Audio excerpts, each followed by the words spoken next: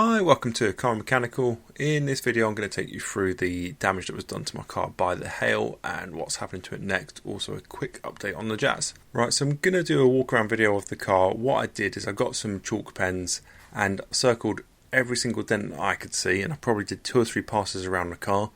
Then I gave my wife the same pen and she spotted a bunch of other things, and as she was spotting things I spotted a bunch of other things.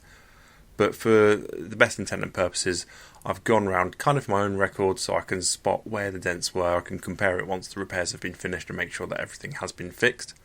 There was way more than I actually thought that there would be, and the decision I ended up coming to, rather than privately getting it PDR'd, I've gone through my insurance. Luckily I've got a £250 excess. I also have protected no claims, so I do know that my policy will probably go up in price next year, but the cost of the repairs will be far in excess of getting it sorted privately, and it will also be a far better job because it's got a guarantee on it as well.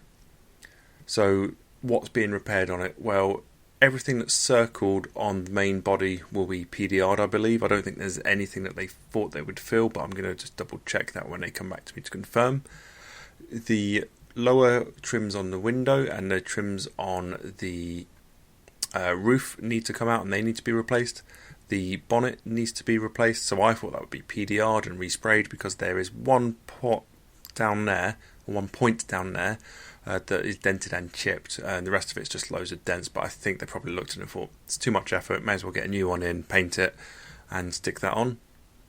So I've been told that's going to take a couple of weeks. The car was taken away on Monday just gone. So in the meantime, what I did do in the run up to this, I managed to get the car to about 2 or 3 different shows. So I took it to a show in Coventry, I took it to a show locally in Market Harborough. I also took it to Caffeine Machine, which isn't really a show, but it feels like it every time you go there because they've always got loads of interesting things to see. So what I have my fingers crossed for is that if the parts don't come within the next couple of weeks, they're going to return the car with all the PDR done, but just waiting for the strips and the bonnet, and then they'll return and come and collect it afterwards, because the rental car I've got at the moment I'm not massively thrilled about.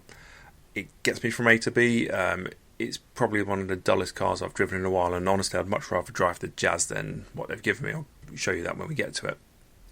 The other thing with the Jazz, so we're coming to the point where we were going to trade that car anyway. So one of the things I need to do with the Jazz is I'm going to pull the catalytic converter off of it, because they're worth about as much as the car would sell for second hand. I'm going to stick on an aftermarket cat. It's just had 12 months MOT. I'm going to deal with any of the advisories that came up for the Jazz, and then it's just going to get sold on to someone as either like a cheap runabout or a cheap first car. Also, whilst we look at some pictures of the shows and the car being taken away, I thought I'd talk about some of the plans for it when it comes back. So I don't have any necessarily immediate tuning plans. I'm still making my mind up on if I'll go the piggyback tuning route or not. But what I do want to do is the car's in definite need of an intake and an exhaust. I already have some lowering springs that will go on. However, I'm already thinking about different coilover sets, and I'm just kind of gauging what the market's like and which kind of set I want to go for. Everyone's got them out at the moment. There's Tines, there's String Theory, there's a new set of active dampers that are being released.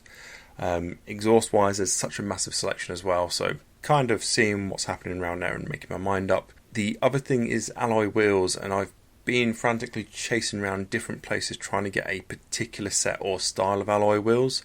I'd love to fit some 17s to it, and if I could get them, they're probably the lightest wheels you could possibly get. They're 5.8 kilos, but I have very little faith that they'll clear the calipers, so it's a bit of experimentation. I've had some technical drawings, going to try and mock up something to see if we can get it to clear. Right, so this is what I've been left with. It's a 1.2 litre 3-pot Vauxhall Corsa, and honestly it's one of the most depressing things I've driven in a while. There's nothing really wrong with it as such, but I'd also say there's nothing that screams out about being an interesting car. It's incredibly gutless. It feels like they've made a lot of effort in places that they shouldn't have bothered, and maybe just rounded up the quality in other ways. So it's got a flat bottom steering wheel, but the steering wheel feels horrible. The plastics are pretty damn awful. However, like the car's quite feature packed, so it's got heated steering wheel, it's got heated seats, but it's not inspiring in anything. So I just kind of wondered why they made certain decisions rather than spending a couple more pennies on the plastics here and there. It would just make the car sort of feel better rather than in pictures showing it having things that other cars that are actually high-end have. Anyway, rant over on that one.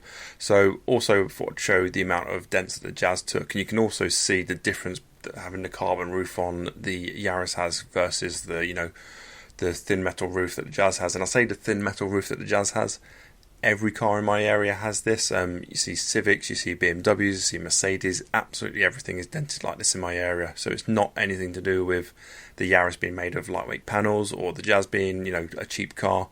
There's lots of other more expensive cars that have taken similar sort of beatings. So just on the Jazz, I think what we're going to have to do is we're probably just going to give it a very quick go over.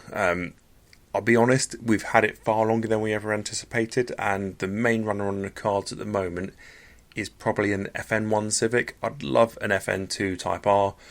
We just can't manage to use a family car as a 5-door. We use the Yaris occasionally, but we want the normal car to be a 5-door.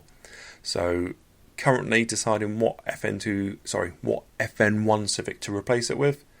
Hopefully that's going to happen within the next month or so. I'm torn because there's the SI, which has loads of options on it, and the 6-speed gearbox, but it doesn't have cruise control, which we want. Flip side is the other cars don't have the 6-speed gearbox, so yeah.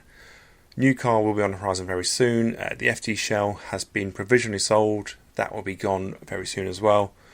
Hopefully, next update, you will see the Yaris back, you'll see the replacement for the Jazz, you'll see the FT shell gone, and then I'll start to be kitting out my garage for future projects. So on that note, thank you very much for watching. Any comments, questions, please leave them in the comment section down below. Once again, guys, thank you very much for watching, and catch you again soon.